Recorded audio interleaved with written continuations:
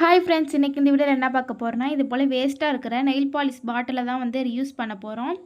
So first idea பார்க்கலாமா? அதுக்காக வந்து ஒரு பாட்டில் வந்து எடுத்திருக்கேன். அடுத்ததாக வந்து ஒரு பென் வந்து எடுத்திருக்கேன். அந்த பெனில் உள்ள ரீஃபில் மட்டும் கழட்டி வந்து தனியாக வந்து எடுத்துக்கிறேன்.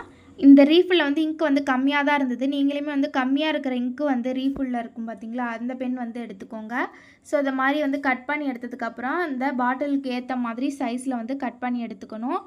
இந்த பாட்டிலை வந்து மூடும்போது வந்து கரெக்டாக இருக்கிற மாதிரி வந்து எடுத்துக்கோங்க. கொஞ்சம் ஹைட் வந்து கம்மியாக இருந்தாலுமே பரவாயில்ல. அடுத்ததாக வந்து கட் பண்ணதுக்கப்புறம் இதில் வந்து ஃபெவிபாண்ட் இல்லைனா வந்து க்ளூ கன் இருந்தால் கூட யூஸ் பண்ணி வந்து ஒட்டிட்டு நல்லா வந்து காய்ச்சதுக்கப்புறம் வந்து யூஸ் பண்ணிக்கலாம். அடுத்தது அந்த நெயில் பாலிஷ் பாட்டிலோடைய மூடியில் வந்து அந்த ப்ரெஷ்ஷை மட்டும் தனியாக வந்து ரிமூவ் பண்ணி எடுத்துகிட்டு இதை போல் மூடும்போது கரெக்டாக இருக்கான்னு வந்து பார்த்துக்கோங்க. அடுத்ததாக வந்து இதில் வந்து பெயிண்ட் வந்து பண்ணிக்கிறேன். நீங்கள் வந்து அப்படியே கூட விட்டுடலாம். நான் இப்போ வந்து பெயிண்ட் வந்து அடித்து விட்டுறேன். இதில் வந்து உங்களுக்கு பிடிச்ச மாதிரியான டிசைன் வந்து நீங்கள் வந்து பண்ணி எடுத்துக்கலாம்.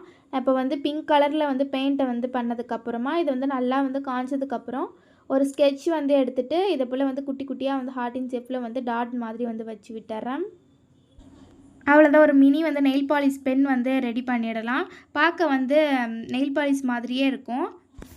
அந்த நெயில் பாலிஷ் பாட்டிலோட சைஸ் மட்டும் கொஞ்சம் சின்னதாக இருக்கிற மாதிரி எடுத்துக்கோங்க. அப்போனா வந்து எழுதுறதுக்கு ரொம்ப வந்து கம்ஃபர்டபுளாக இருக்கும். இப்போ நான் வந்து எழுதி பார்க்குறேன். ரொம்பவே வந்து சூப்பராக எழுதுது. இப்போ வந்து எழுதுனதுக்கப்புறம் இந்த மூடி போட்டு அப்படியே வந்து மூடி வச்சுக்கலாம். இப்போ நெக்ஸ்ட் ஐடியா வந்து பார்க்கலாமா? நெக்ஸ்ட் ஐடியாக்காக வந்து இதே மாதிரி வந்து ஒரு நெயில் பாலிஷ் பாட்டில் வந்து எடுத்திருக்கேன்.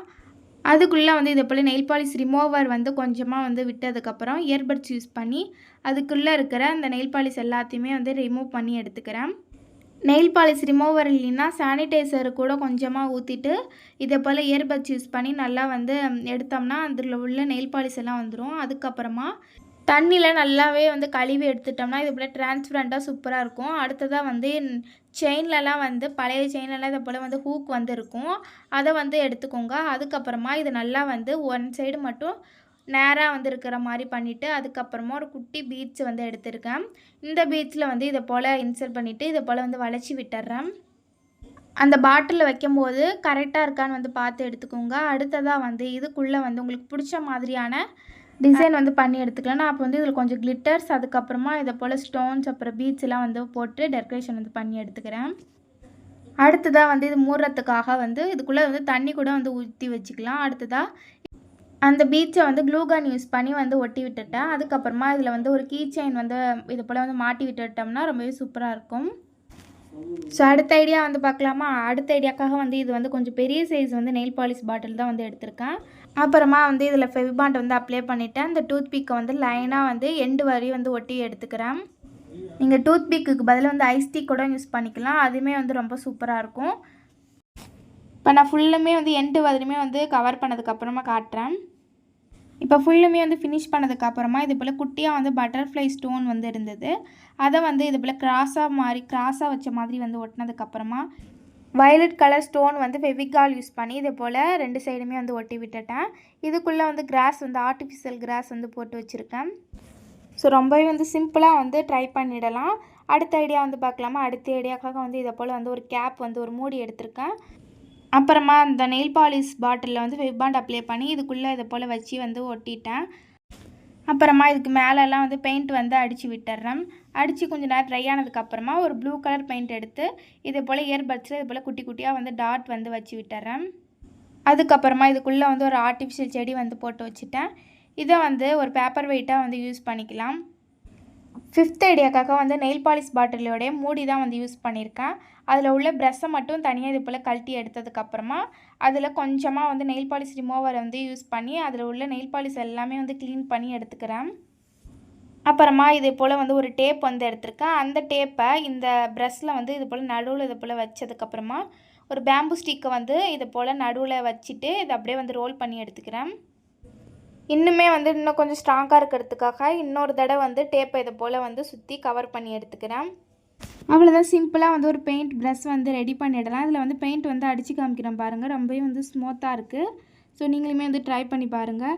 அடுத்த ஐடியா வந்து பார்க்கலாமா? அடுத்த ஐடியாக்காக வந்து இது போல் 3 நெயில் பாலிஷோடைய மூடி தான் வந்து எடுத்திருக்கேன். அந்த மூடி இது போல் வந்து தனியாக கழட்டி அந்த ப்ரஷ்ஷெல்லாம் தனியாக அதுக்கப்புறமா அந்த கேப்பெல்லாம் தனியாக வந்து கழட்டி இது போல் வந்து எடுத்துக்கிறேன். அப்புறமா இது போல் வந்து ஒரு பாக்ஸ் தான் வந்து எடுத்திருக்கேன். நீங்கள் வந்து சோப் பாக்ஸ் கூட யூஸ் பண்ணிக்கலாம். அப்படி இல்லைன்னா கார்ட்போர்ட் பீஸ் கூட வந்து யூஸ் பண்ணிக்கலாம். இப்போ இந்த பாக்ஸில் ஓப்பன் பண்ணுற சைடு மட்டும் ஃபெவிகால் யூஸ் பண்ணி ஒட்டினதுக்கப்புறமா இது ஃபுல்லுமே வந்து பெயிண்ட் வந்து பண்ணி எடுத்துக்கிறேன். அப்புறமா அந்த மூடியை வந்து ஃபெவிபாண்ட் யூஸ் பண்ணி இது போல் லைனாக ஒட்டினதுக்கப்புறமா கொஞ்சம் டிசைனுக்காக இதை போல் வந்து 2 சைட்லையுமே வந்து டேப் வந்து ஒட்டி எடுத்துக்கிறேன். அப்புறமா இது போல் வந்து குட்டி குட்டியாக ஸ்டோன் வந்து இருந்தது, அதையுமே வந்து இது போல் வந்து ஒட்டி விட்டுட்டேன்.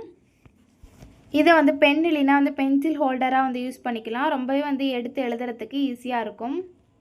அடுத்த ஐடியாக்காக வந்து இது போல் பிங்க் கலர் நெயில் பாலிஷ் பாட்டில் தான் வந்து யூஸ் பண்ணியிருக்கேன்.